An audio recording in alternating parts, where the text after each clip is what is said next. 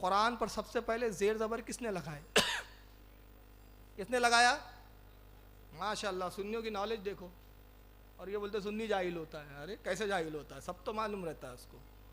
حجاج بن یوسف صحابی بھی نہیں ہے, تابعی بھی نہیں ہے, تابع تابعین بھی نہیں ہے, بہت بات کی چیز ہے. اور کون ہے بڑا ظالم؟ جابر.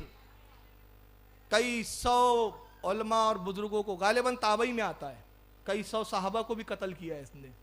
میں اپنے الفاظ واپس لے رہا ہوں, تابعی میں ہے یہ, مطلب تابعی کے زمانے میں, مگر تابعی کا منصب نہیں ہے کیونکہ ظالم ہے. بعض علماء نے تو اس کی تکفیر تک کی, بعض نے اس کو فاسق کو گمراہ بد مذہب کہا, اس لیے کہ ظالم تھا. ہزاروں لوگوں کو قتل کیا, ہزاروں بے گناہوں کو شہید کیا, یہاں تک کہ عبداللہ ابن زبیر جو رسول اللہ کے صحابی ہیں ان کے قتل کا یہ ذمہ دار حضرت اسما کے صاحبزادے. حضرت اسما کون؟ حضرت عائشہ کی بہن ہے, حضرت عائشہ کی سگی بہن. اور عبداللہ ابن زبیر کون ہے؟ حضرت زبیر رسول اللہ کے پھوپھی زاد سگے بھائی, ان کا صاحبزادہ, اس کو اس نے قتل کیا. ہزاروں مسلمانوں کو قتل کیا, مگر ایک کام کیا کر گیا؟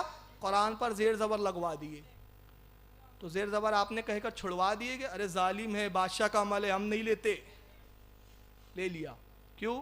تھا ظالم, تھا بادشاہ, متقی پرہیزگار, کام اچھا کیا قبول کر لیا گیا. کام کوئی گندا برا شخص بھی کرے مگر اچھا کرے تو لے لیا جاتا ہے. چلیے یہ تو حجاج ابھی بات کا تھا نا, رسول اللہ کے بات کا تھا. سرکار سے پہلے چلیے 600 سال پہلے. کتنے سال پہلے؟ 600 سال پہلے سرکار سے. یمن کا شہنشاہ طب اول حمیری, اس کو بڑے بڑے سبھی تقریباً سیرت نگاروں نے لکھا ہے, جیسے امام ابو اسحاق جنہوں نے سیرت پر سب سے پہلی کتاب لکھی, تابعی ہے.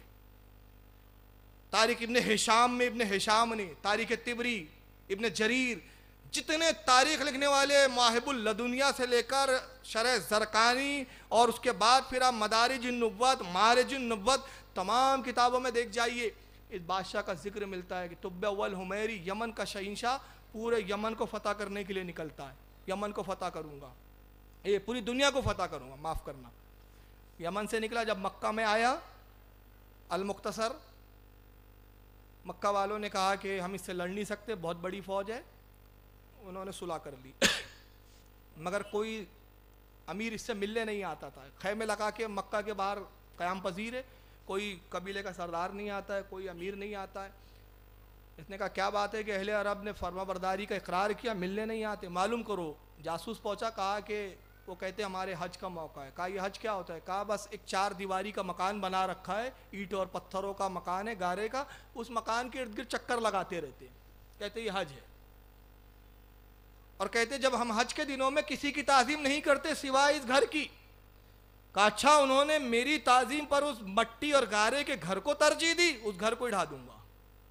ارادہ کیا اور کہا کل صبح ہوں گی, لشکر لے کے نکلیں گے, گھر وہ پورا مکان جو ہے ڈھا دیں گے. وہ مکان کیا تھا, گھر کیا تھا؟ وہ خانہ کعبہ تھا, وہ اللہ کا گھر تھا, بیت اللہ تھا. رات میں ایک مرض میں مبتلا ہو گیا. مرض ایسا ہوا کہ ناک میں سے مواد جاری ہو رہا ہے, انتہائی تعفن اور بدبو. پہلی بیویاں بھاگی خیموں سے چھوڑ کر, وزیر بھاگے, محافظ بھاگے, تنہا خیمے میں پڑا ہے. طبیب لائے گئے, نتیجہ یہ ہوا طبیب دیکھتے, عطر وغیرہ اپنے جسموں پہ ڈالتے, ناکوں پہ کپڑا باندھتے, تعفن کا یہ حال کہ ناک ٹھہرتی نہیں ہے. اس کے پاس جاتے, طبے کے پاس علاج کرتے, علاج سے کوئی فائدہ نہیں ہوتا. آخر میں ایک حکیم نے مشورہ دیا کہ چونکہ یہ بیماری اس مکہ کی ہے, مکہ کی سرحدوں میں ہے, لہٰذا اس کا علاج مکہ کا طبیب ہی جانتا ہوں, کسی مکہ کے طبیب کو لایا جائے. عرب کے ایک مکہ کے طبیب کو لایا گیا. طبیب دیکھو بادشاہ کو کیا مرض ہوا ہے. جیسی اس نے دیکھا, کہا یہ بیماری زمینی نہیں ہے, آسمانی ہے. یہاں سے ایک مجاز پلتا ہے, پر سمجھ میں آتا ہے کہ اگر کوئی کسی کعبے کی توہین کا ارادہ تھا نا, اللہ کا گھر تھا نا, شاعر اللہ تھا نا, تو اللہ کی نشانی, شاعر اللہ کی اگر طرف کوئی توہین آمیز دل میں ارادہ بھی کرتا ہے تو آسمانی بیماریوں میں مبتلا ہو جاتا ہے. اور سب سے بڑی آسمانی بیماری کیا ہے کہ توبہ کی توفیق ہی چھین لی جاتی ہے. اس سے بڑی کوئی بیماری نہیں ہے. کہا یہ آسمانی بیماری ہے.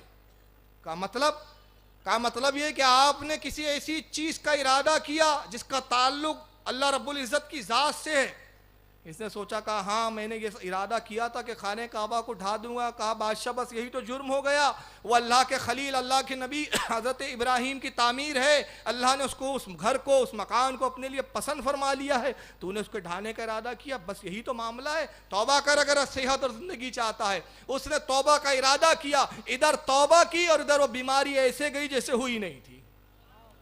تو اول حمیری فرما بردار ہوا. اب فرما بردار ہونے کے بعد آتا ہے خانہ کعبہ میں داخل ہوا, کہا میں حج کروں گا.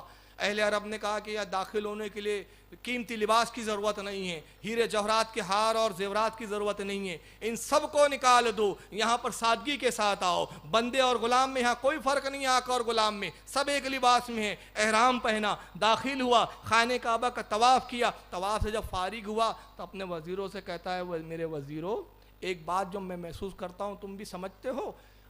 کہا کیا؟